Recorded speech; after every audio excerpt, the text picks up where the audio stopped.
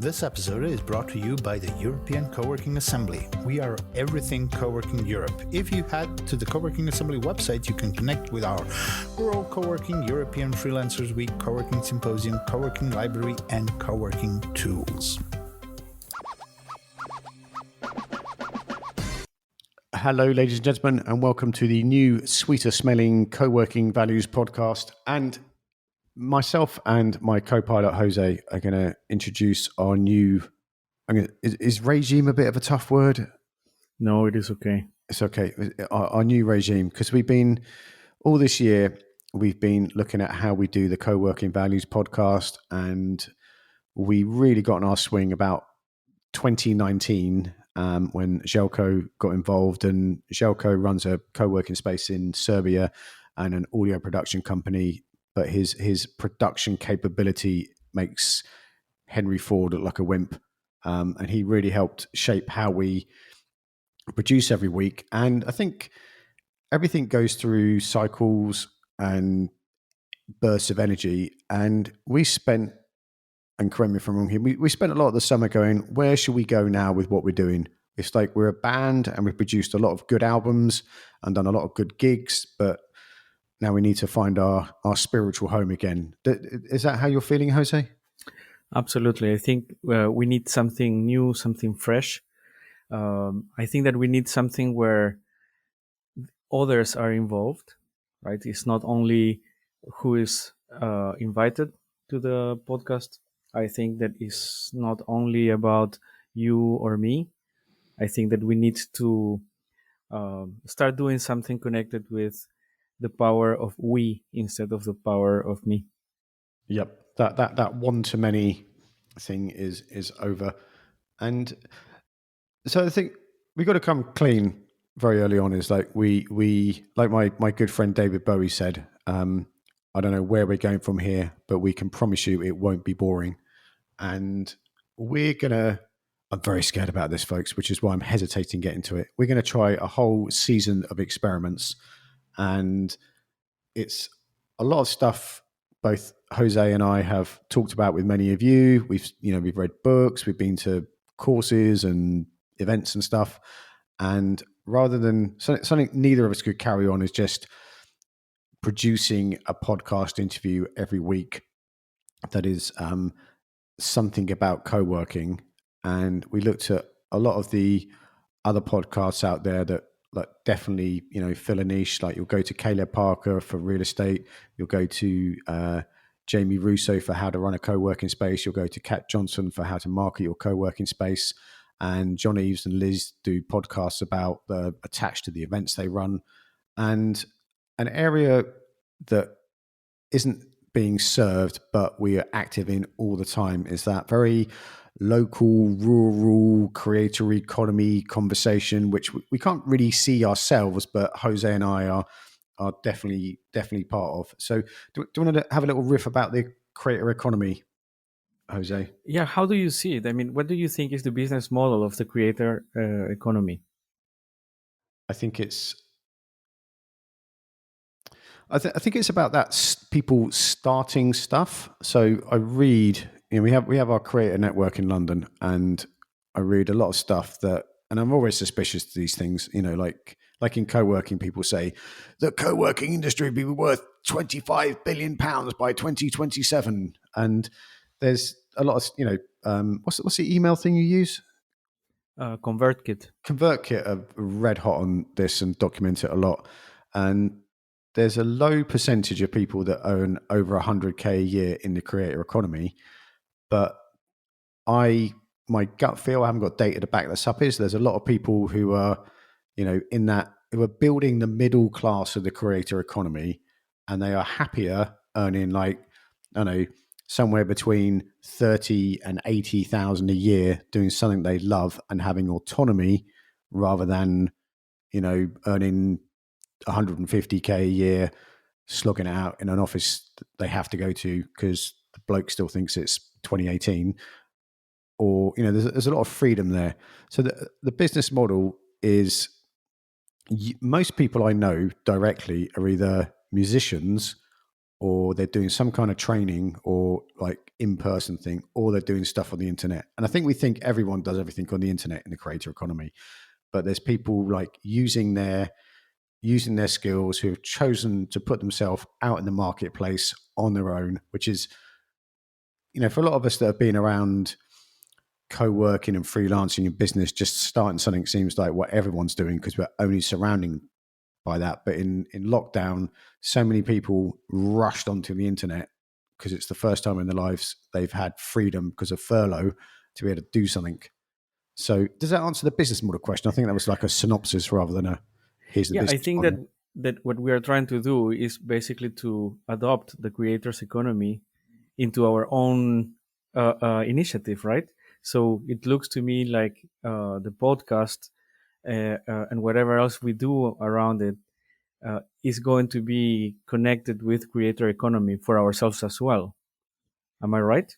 That is definitely what I'm thinking of, because going to like the last Friday event at Impact Brixton and meeting with those people there who are all YouTubers, musicians, artists, designers. They run food trucks. They do. I've left about 50,000 things off of it there, but they're all people that are every Friday. On the last Friday of every month in Impact Brixton, around 100 people get together, and I thought I would hate this when I first went, but I loved it. We play games, we have a quiz. There's normally like karaoke or stand-up comedy at the end, and it's just an awful lot of I don't even want to say like-minded, like people at different stages of their creative journey, and we sit around the kitchen table and people talk about, oh, what are you using? Oh, do you use MailChimp or ConvertKit? Are you doing a podcast? Are you doing a YouTube? How are you reaching those people? And they solve each other's micro problems as they go along. And I think that's the conversation I'm interested in being part of. And by doing a podcast, which is creating something, we bring ourselves in line with those people. And this is why we want to build a community where people can interact like that. So we're part of those and facilitating those conversations to a bigger group of people, because there's people you and I talk to every week, Jose, which is how we got to this stage. How are you going to do that? What do you use for this? And there's that new business model conversation, and so many things I'm involved in are around new business models, and talking about new business models out loud is really interesting too. So Yeah, and what I see as an opportunity for us is that we have experience in community building. We have a lot of contacts. We have very similar values because we see how co-working values matter, and we are just trying to transform or to bring uh, those values into a digital I don't know how to say scenario or digital place, right? Now the question for me is, what are we going to do additionally? So after a podcast is published, in order to activate those co-working values. great question, Jose. Um, so I think I've been podcasting non-stop since 2012, and something I struggled with was I thought I had to know everything about it. So if I interviewed a sailor, I would research everything to do with sailing from the last 100 years, and then turn up and try and show how much I knew about sailing. But then I can't remember what it was. It was some course I did or workshop we did where there's a difference between being the expert and being the practitioner. And I think taking the role of and so there's two little things going on here. Stay with me, folks. So we're hitting reset on the Co-working Values podcast. So we have this like beginner's mind, and I'm sick of pretending that I know what I'm doing, because so many people know I don't know what I'm doing. But what's really exciting is being the practitioner and documenting the process, making it up as we go along. I remember Lenike from Seats to Meet always used to say about building the plane as it takes off, which sounds slightly mad, but very exciting. So we have that working it out together thing. And then the place we've chosen is to go to Discord and start a community there. So people can come to the podcast, which will always be free, and the emails and everything will always be free. And then, hundreds of people listen to this every month. And then there's a few people that will have the time, energy, and inclination and curiosity to go deeper, and we'll take them into Discord and we'll have conversations there. And if it's all right with you, Jose, one of the things I'd love to explore there is that new business model thing, because a never-ending conversation in the creator economy and in co-working is like, how do I make money? How much can I rent a desk for? And it's almost like people sleepwalk into those conversations because they think they have to have those conversations to look like a proper grown-up business person. But when you get to the other messy side of it, there's a lot of constant tweaking and working it out and trying to find ways to do stuff. And one of the things I've always loved about being in the types of co-working spaces I've been in is people teach each other. So it's like amazing for education and career development in a way that's not that obvious. Yeah, it comes out of the conversation, right? It becomes kind of an automatic process, right? So when you bring these people together and someone just voices a need or a problem or an idea, something happens, right? And I guess that what you're going to say is that you want to bring this into this digital community. That is it.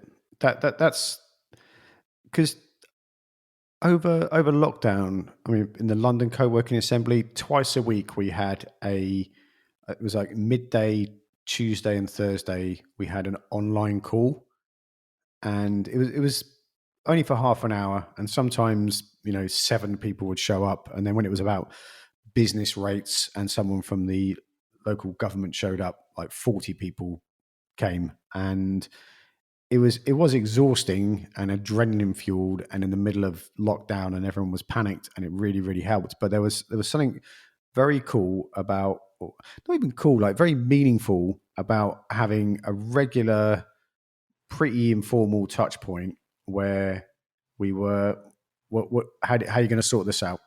And it wasn't a webinar. It was a dialogue and a conversation, and as people, and I think that cemented that in the London Co-working Assembly, in that group of people, and this is available to everybody, in that group of people, it really cemented trust and relationships.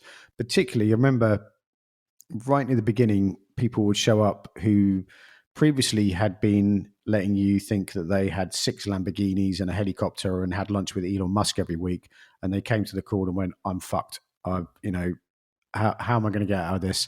And then people became very vulnerable and open and started helping each other up, and that has set the pace for going forward. And then if you go back a few weeks ago, we were in Porto with Vika, Simone, and myself, and people from Cost Action organised co-working, Nativo co-working in Porto, and it was almost like that same atmosphere in Porto. I think there was like 30 people in a room all day in a co-working space talking about how co-working's unfolded and where to go and what to do, and having that in an online environment that's attached to a podcast. So the podcast is, instead of being like Bernie and Jose talking at you or our guests, which is a very one-to-many thing, we then take it into Discord and have everyone can join in. And I know that's really important to you as well, Jose. That dialogue is where the energy and magic is.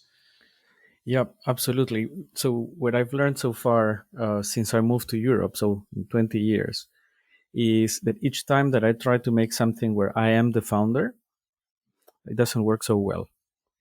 But each time that I start something where I'm not the protagonist, everything works better, right? Even the co-working space, Aurora Co-working, it started with Jose as the founder, and it was not so successful. But as soon as we manage to empower the members of this co-working space, everything improved. So I think that the idea of the podcast now is not about the hosts. It's not even about the speakers or the guests, but it might be about the conversation that happens afterwards, where the experience and the point of view of everybody, every community member matters and adds meaning to the conversation, right? So it's an informal process of learning and teaching, maybe. Uh, Maybe sharing is better than teaching, that produces something that no one can imagine, right? And if what I said is correct from your point of view, Bernie, I think that we become just facilitators uh, for a community to express themselves. That works for me. I'm sorry for the delay in my thing there. I was like massaging it in my head. Cause the thing that's most interested me since the end of last year is this creator economy thing. And then when I looked back over so many things I've taken part in, there's two threads. Is one's co-working and one's what people would now call the creator economy. And I've always liked the idea of people who are starting things and being brave enough to build things, from like what Janine calls kitchen table entrepreneurs. There's people, particularly women, who are like, when Janine moved to the Netherlands, she was female, over 50, and foreign, because she moved from Atlanta to the Netherlands. And it was very hard for her to get funding to grow Decama, which is a co-working space. So the barriers in her way, and then she found a way around those barriers, and accidentally opened 9 co-working spaces in the Netherlands. And one of the things about the people I know the most of in creator economy is they find a way to make it happen.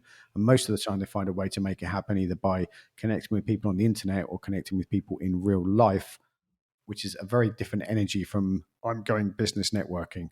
And again, that's the in that spirit of co-working, the connecting and helping people out. And I know for some people listening, you go, that's a really romantic idea. But nearly everything that's in my life nowadays has come from wandering into a co-working space in 2010. Yeah, including me. I mean, my whole co-working thing started when I went to visit the Impact Hub in Vienna, and I returned home after a couple of days, thinking, this is exactly what I want for my life. Is a place where I can talk with people that I don't know, and people that can find valuable what I have to say, and I can get value also from listening to the others. Right, a place of interaction. And after almost 10 years having my own co-working, I learned that what we are trying to solve is loneliness. And it's not a loneliness like a dramatic loneliness. Is we need people to talk to about what we are going through, and we need those persons to be in a similar path so that we can relate, right? So the at least in my co-working space, the common uh, ground is entrepreneurship, or entrepreneurship in general. Even social impact is one of those topics. And then when I talk with them, they understand what I'm saying, and when they have to say something, I understand where they are as well. So that's beautiful. We find common ground, and it looks to me that what we're trying to do, Bernie, is to bring this co-working idea uh, towards a digital community, right? So maybe our question is, how do we build kind of a co-working digitally? What do you think about that? I think that's what we're trying to do, but I wouldn't call it that. because I think actually, I'm going to take that back. Sorry, because having an online co-work, this is what we did in the London co-working space. Is we? I don't mean everything we're going to do is what we did there, but we called it the online co-working space for people that run a co-working space. That feels right, because why I jumped on that. Don't call it that, and then had to. My mouth was ahead of my brain there. Is because I see people saying join our online co-working space, and really what they've done is open a Zoom room, and for some people that's enough. So every Wednesday I'm part of a thing called the Writing Room, which is part of this writing storytelling community I'm part of, run by my friend Susan, and we just open Zoom, we say what we're going to write, and then have the camera open, and I do more work in an hour and a half every Wednesday morning with 8 people from around the world, being in a Zoom call than I do with other things. And I've lost my thread now, but that's it. Can I backtrack there and say we're making an online co-working space for people that run a co-working space, and if you consider yourself part of the creator economy, we'll let you slip into. But I think there's something that, as we were talking before we started recording, the exploring new business models is something I'd like us to be the promise. So I don't mean every call we have is like, about cryptocurrency and blockchain, but there's so many ways that are already being done and have not been done yet in order to build a sustainable business. One of the things that you also mentioned and comes up a lot in the stuff we do is, it's a big thing for Janine and Alex, is people always think they need more funding than they actually need, and they don't need $1 million in investment. They need $500,000 to buy some stuff, and they need community, and they need people to bounce ideas off of, and they need direction, and they need connections. And that's a lot of. It's not something we put on the website because it's very hard to. We're not trying to sell people connections, but in a lot of things I'm in, it's people sit down and they think they need to hire someone, pay someone £100,000 to build a website, and then someone goes, "Oh, why don't you just use Kajabi and WordPress?" And my mate Dan does that, and here we go. And they've found the configuration they need in that moment to solve their problem. Right. So what you're talking about is facilitating business models for the community members as well. So this podcast and this community is not only a place where Bernie and Jose are going to make business, but it's also a place where the participant members can join or create new business models. Definitely. There's as you're saying that, I'm just thinking of all the people I've met over the years who have run a co-working space and done something else other than just rent a desk to people, and they've run community groups online and offline. They've run a lot of events. They and the how to, well, it sounds so crude, but it's absolutely necessary. The how to monetize your co-working space is just how you keep the energy alive. And when if your co-working space or your project is sustainable and you can breathe, it's a lot easier to help other people. It's that kind of put your oxygen mask on first kind of thing.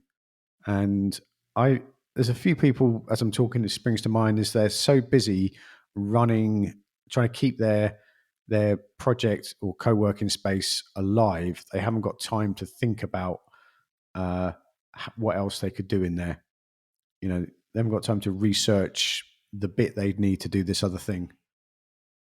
Yeah, and there's a moment when they figure that they need support. Can I just go? So can you just say a little bit about how many times you had to move co-working space in the last few months? Because that was crazy. That's a bit. There's a couple of things about. I moved from London, where I've just been part of the ever evolving co-working system since 2010. To so I moved from a city of 8 million to a region of, I think it's about 300,000 people live here, and instead of 15 million co-working spaces, there's 15 co-working spaces, and I hardly know anyone here, which is half the reason for moving here. So that was a big life shift, which we'll get to in another episode. And then I think even more pertinent to people in the co-working environment is the story of packing up. Why I started saying that is it was like traumatic enough moving country and packing up our flat and opening it again here. So packing up a co-working space and opening it again as many times as you did is something to This was amazing to me and completely unexpected.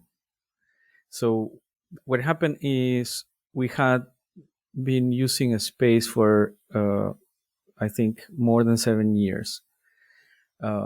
So we were perfectly settled. Everything worked as we wanted, and the community was used to that space. But the bank that was giving us the space decided to not giving it to us anymore, and to not give it to anyone. And we had 30 days to move. So that was already dramatic. Fortunately, we found a place and we moved.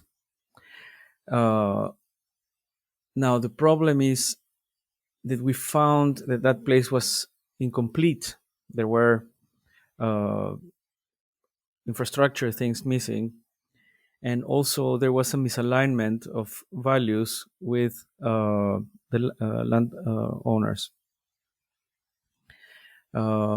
So we didn't know what to do. We got into a crisis, and we decided to leave also in less than a week. So we found another place that is where we are today. So we basically moved twice. This year we have been in 3 different places. And it is not the problem of moving the furniture. It is the problem of how you transfer the responsibility of the move without losing community cohesion. So I think that this process took me almost half a year, although moving took maybe, I don't know, 2 weeks or 3 weeks in total. I'm still managing the community in our new place because there are things that are still missing. And it was just incredible. But the most amazing thing is that we didn't lose any member. Actually, we have more members now, and everybody is more identified than ever with our initiative. So it was a crazy situation that really helped us to get together and to find new ways of relating. So I think that the key factor was the community building and the community management. So we gave power to each other, we empowered ourselves to participate in the drama of having to move from one place to the other and to keep the party in peace, right? And that was a magical thing to see. Now I feel like ready for anything, knocking wood, of course.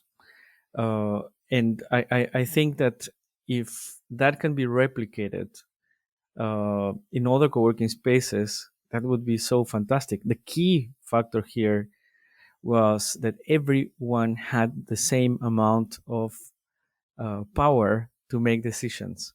So in one of the moves, we had some members that were more active. In the other one, we had other members that were more active.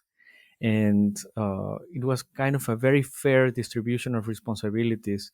And we didn't spend a lot of money hiring services to move. We got our own cars, our own hands, and yeah, everything just worked fantastically well. there's places I've been in where there's been a huge upheaval, and everyone was there at the time of the upheaval has been connected. There's one space, Mainyard, I was in where they did a lot of.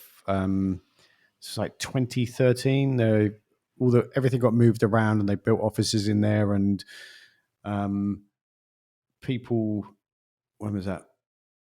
Nearly 10 years ago now, and there's still people from that group, and we're all connected nowadays still. And I think part of it is because we not that Mainyard did something traumatic to us, but part of that was because we went through this big change together and kind of held each other's hands as we leapt. And and that includes Tori, who is one of the owners of Mainyard. So I need to bring us to the end here. So what we're going to do, folks, is we haven't set it up yet, but if you're listening to this in the future, there'll be a link in the show notes to a Discord channel, and that will be paid. And probably, hundreds of people listen to this every week. And what will happen is a few of you will go in there over time, and we're looking for early adopters and people to help build the community and conversation, which will always run alongside the Co-working Values podcast going through. So there is an undeniable amount of risk there, but it will work, and if it will either work or it won't. And we spent long enough doing other things like this to know that this will work in some shape or form. But we are looking for people who want to be part of the conversation very, very early on, who will help shape that Discord channel. And we've chosen Discord because it's the one my son knows, and he thinks I'm cool for using Discord. But also there's a lot of other features in there that are like, and I know there's, both Jose and I have been part of conversations over the last decade of what channel to use for what. And the one I feel most at home on, I haven't used it as much as other things, but the one I feel most at home on is Discord, and it's part of that open sourcery gaming kind of thing.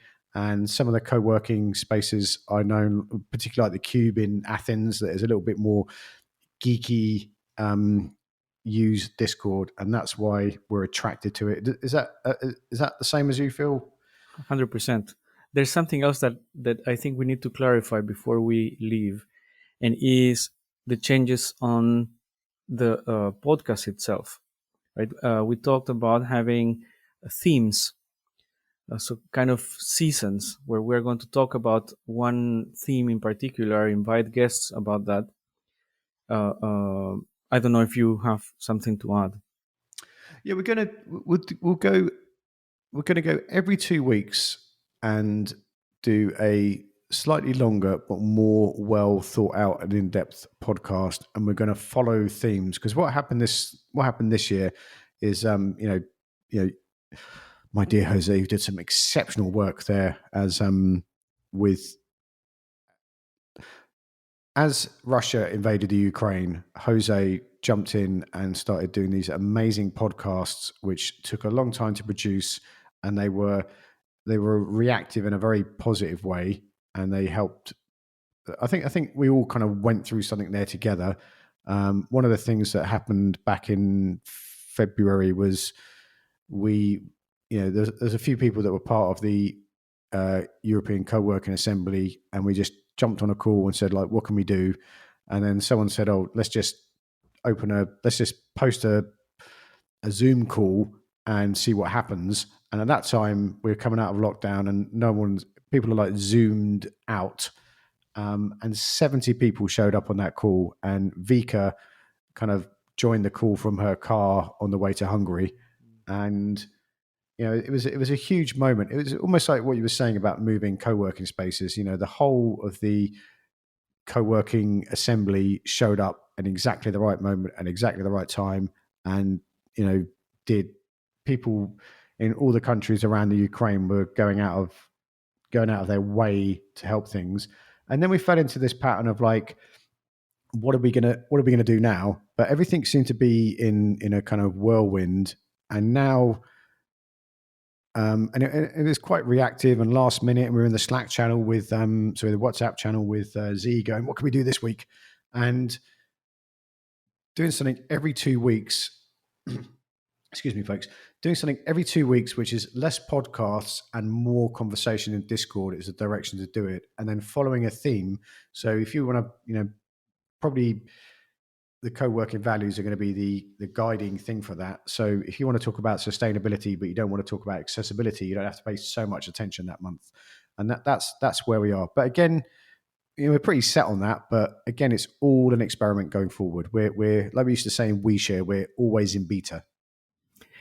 I would love to hear what others have to say once they listen to this conversation, because I think that in time we're going to enrich the community and the podcast when we receive more feedback and more comments and interests from whoever that is listening to this. It is. That's one of the main reasons to get in that Discord channel, folks, is to help co-create what we're doing here. And it's not going to be 16 million people turning up to kick the tires. The reason it has a paid entry is because we want a few people who are able to commit to building something together with us here, and then that will have a knock-on effect on other projects around the co-working community in Europe. So I think it's my helicopter is about to leave, so I need to go. Jose, is there anything you'd like to add before we go? No, nothing. I'm really looking forward for this Discord community and to see what's the reaction of our networks. Brilliant. Thank you very much, Jose, because when you first proposed this, I was petrified, and I think I'm going to feel the fear and do it anyway. So thanks very much for your time and attention today, folks. If you go to coworkingassembly.eu, you can join the European Co-working Assembly newsletter, which comes out every week. And we've had a couple of issues with our website, but now Zaskia's got it back on track. And also, we'll put a link in the show notes. You can find Jose and I. Best place is LinkedIn. Is that the same for you, Jose? It is. It is. And be careful out there, folks. It is a jungle.